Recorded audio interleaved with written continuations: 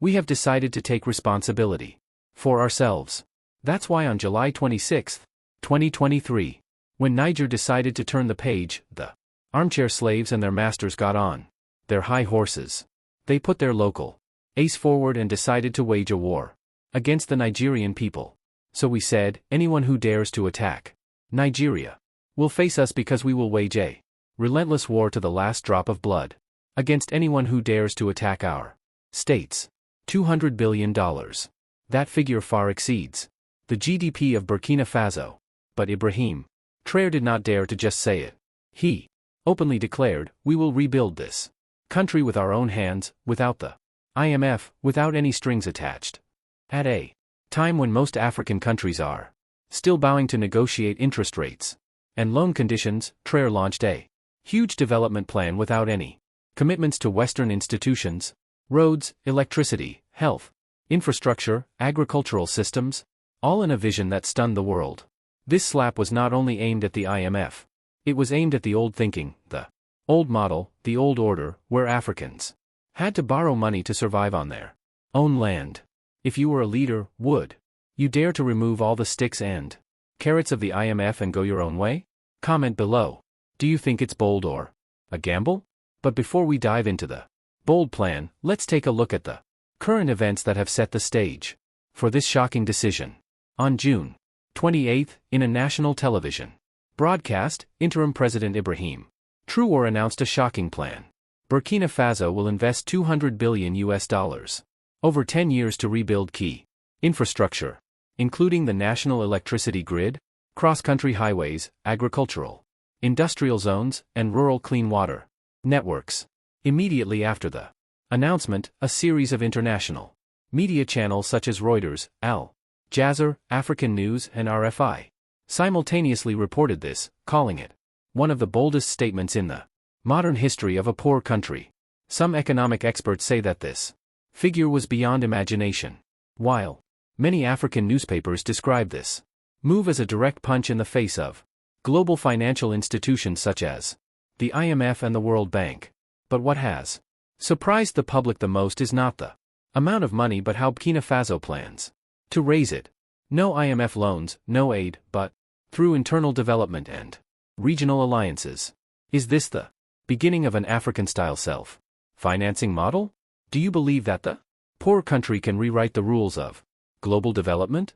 Now it's time to delve into the heart of the $200 billion plan to understand more clearly what Burkina Faso will do and how to turn its ambitions into reality. The $200 billion plan is not a slogan. It is a multi-layered strategy spanning 10 years, divided into 4 specific phases. The first phase, lasting 24 months, focuses entirely on vital infrastructure, electricity, water, transport, and domestic telecommunications. In his speech, Traoré asserted to develop the economy, people must first be able to walk, learn, and live. Soon after, the government announced plans to build more than 4,200 yellow kilometers of national paved roads connecting remote areas with urban centers. At the same time, small solar power stations will be installed in residential areas, replacing the undercapacity state-owned electricity system. This will reduce dependence on imported oil and open up opportunities for rural electrification. The second phase will see the development of an agro-industrial park which will focus on processing cotton, cashews, peanuts, and livestock, Burkina Faso's main exports. Instead of exporting raw materials as before, the country is aiming to increase local value, something the IMF has long considered a high-risk investment cost. And here is the key point. The development model that Traoré pursues does not revolve around debt. It revolves around retaining value within the country. Instead of continuing to borrow preferentially to carry out projects approved by the IMF, CNASU has chosen a different approach, calling for capital from the people, regional funds, interaf, and converting raw resources into strategic assets. What do you think of this approach? Development without going through the IMF? If your country has resources, do you want to sell them or use them to build your own future? But all this is just part of the big game. Behind the $200 billion figure lies a different development philosophy and a system that Burkina Faso is trying to dismantle from the ground up. For the past 60 years, most African countries have followed an IMF formula. Low interest loans, cuts in public spending, privatization of state assets, and opening up markets to foreign investors. The result, despite modest GDP growth, infrastructure remains weak, domestic industry is virtually non-existent, and poverty remains high. That is why when Traoré announced that he would build an endogenous industrial system, he was not only appending an economic model, he was also appending the thinking box that the IMF had built around Africa. The most obvious examples, education and health. The IMF often recommends that countries streamline spending in these two areas to balance their budgets. Traoré did the opposite. He announced the doubling of the education budget over the next 3 years, the construction of 500 more primary schools, the reopening of 3 abandoned regional universities, and the creation of a public health fund that would not rely on international funding. Some analysts call it hardcore developmentalism. But for most Burkinabe, it's the first time they've seen a leader who puts human dignity before financial gain. Going further, Traoré and his team proposed the creation of a national sovereign fund, which would pull the profits from mining, agricultural taxes, and interinvest them in the people themselves. This is a model that has been successfully applied in Norway, but is rare in Africa. And perhaps what makes this plan most special is the combination of youthful thinking, religious faith, and national pride. 3 factors that the IMF and financial institutions themselves cannot measure with numbers. What do you think? If every African country had the right to retain its volume, not be drained by global financial solutions?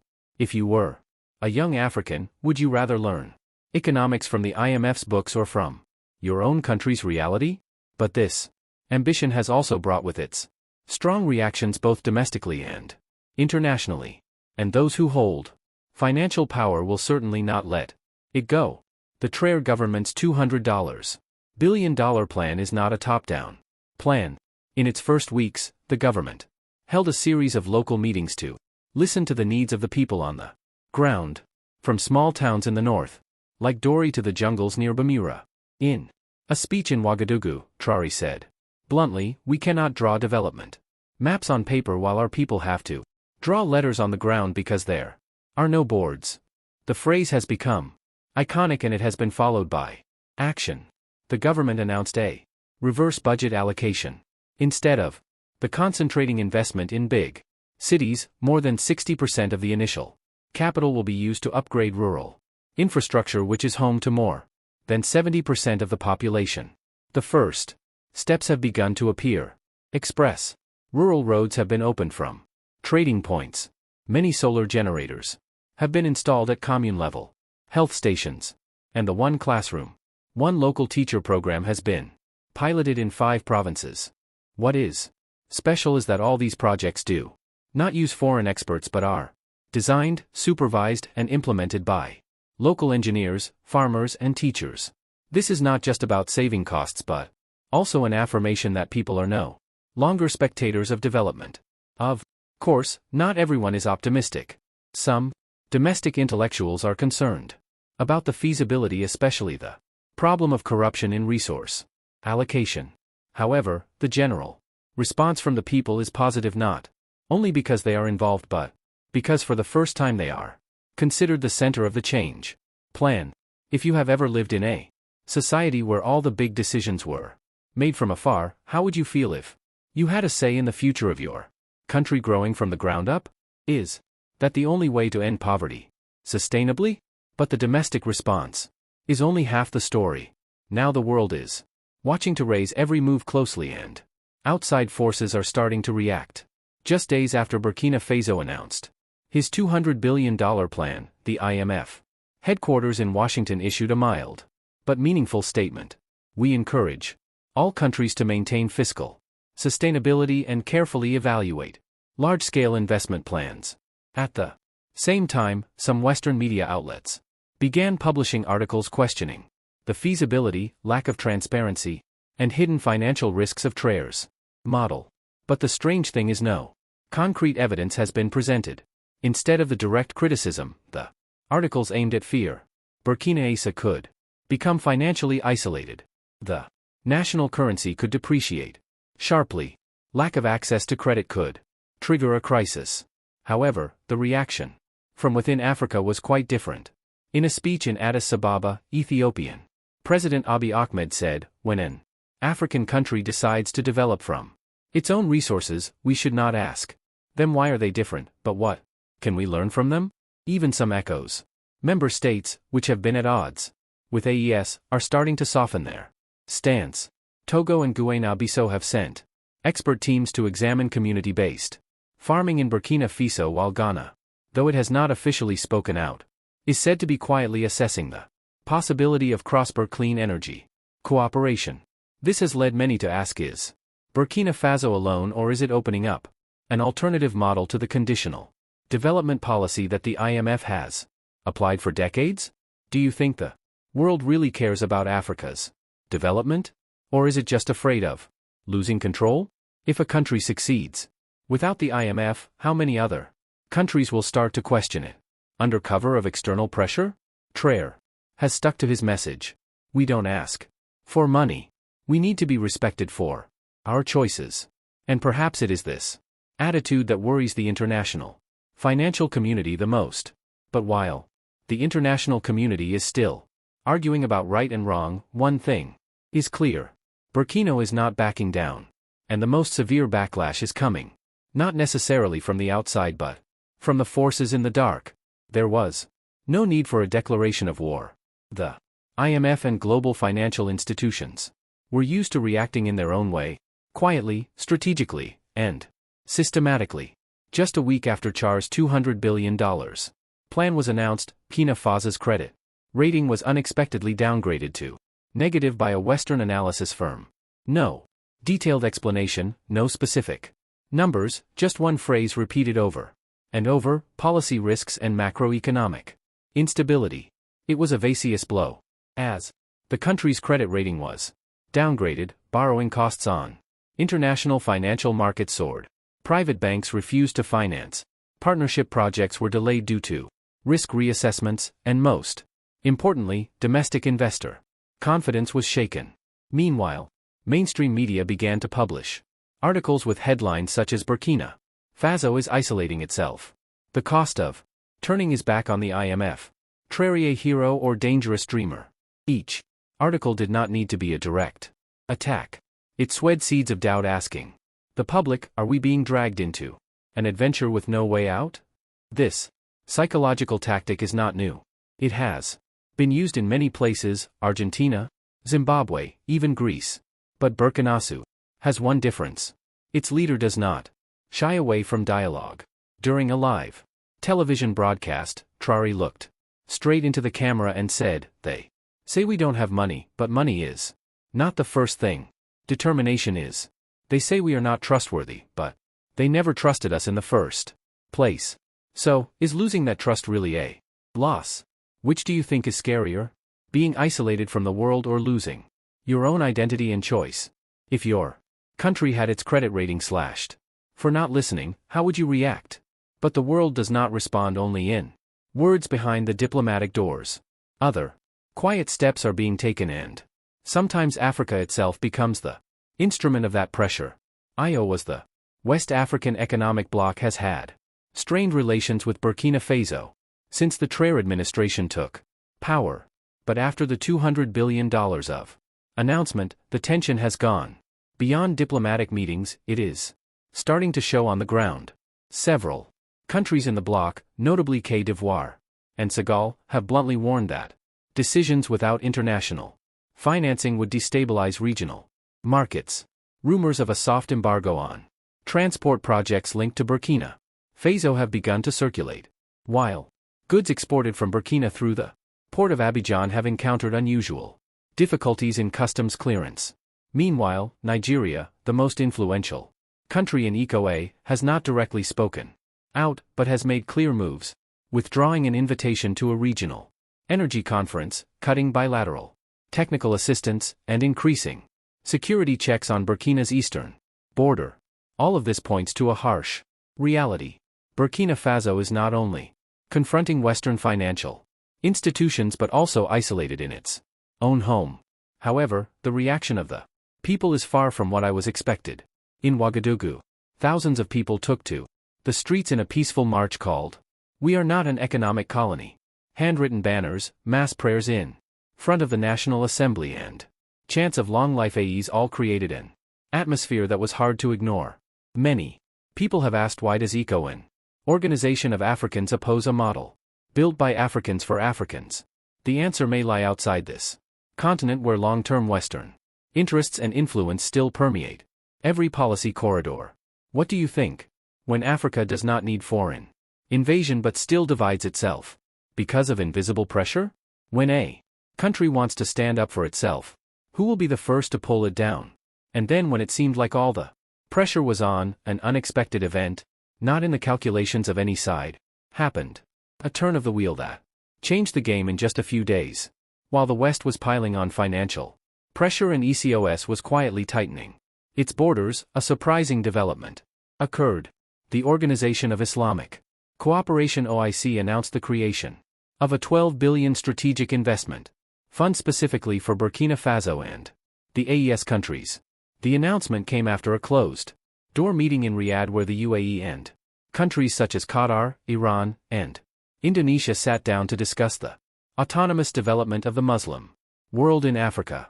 And Burkina Faso, with its 60% Muslim population and rare independent stance, was suddenly put on the table as a model of financial resistance.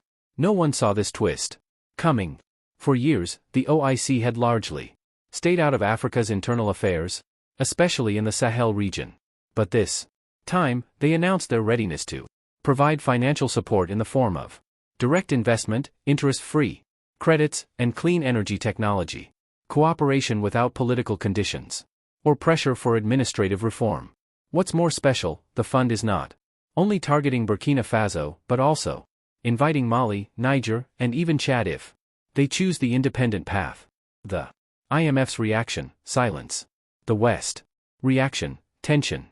But in Ouagadougou, this is a breath of fresh air that many call a gift from heaven. During Friday prayers, many Muslim clerics called it a divine confirmation of steadfastness. What do you think when the very countries that the West considers high risk become the ones to pave the way for African autonomy? When the world turns its back, can faith and solidarity open a new path to life? But the story doesn't end there. As news of the Islamic Fund spreads, a quiet change is taking place in the heart of Burkina Faso. Of not in money but in spirit.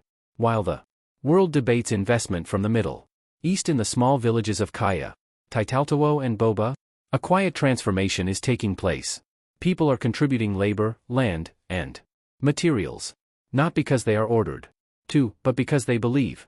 In a poor commune in the north, teacher Madu Ora organizes free evening classes for farmers, teaching them how to plan their crops and manage their household finances.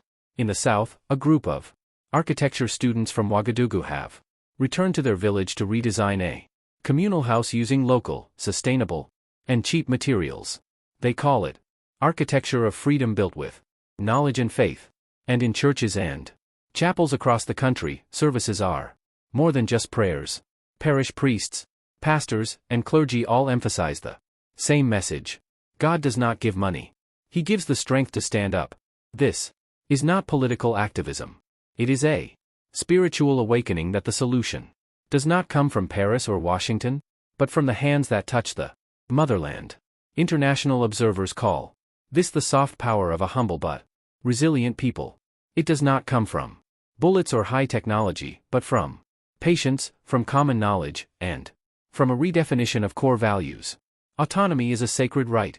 If you ever thought that change would require billions of dollars, try looking at your own community.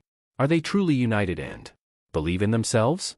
When people start acting for each other, not because of orders, what do you think is the final limit? And then after all the turmoil, pressure and hope, it is time for Burkina Faso to send a final message. Without fanfare, but enough to make the whole world stop and think. At an old church in Ouahigua during the last Sunday service of the month, the old pastor put his hand on the Bible and said, "Faith does not require that we be rich. It requires that we believe in what is right even when the whole world calls it wrong." Burkina Faso is not a perfect country. It is still poor, still in need, still struggling with the scars of history and reality. But it has something that many places lack: a collective belief in a cause and the courage to act on it. Ibrahim Traoré may not have brought 200 billion in an instant, but he brought something more precious: the belief that Africans do not need anyone's permission to control their own future. If it were you, would you refuse the easy way to take the right path? What will you tell your children in 10 years?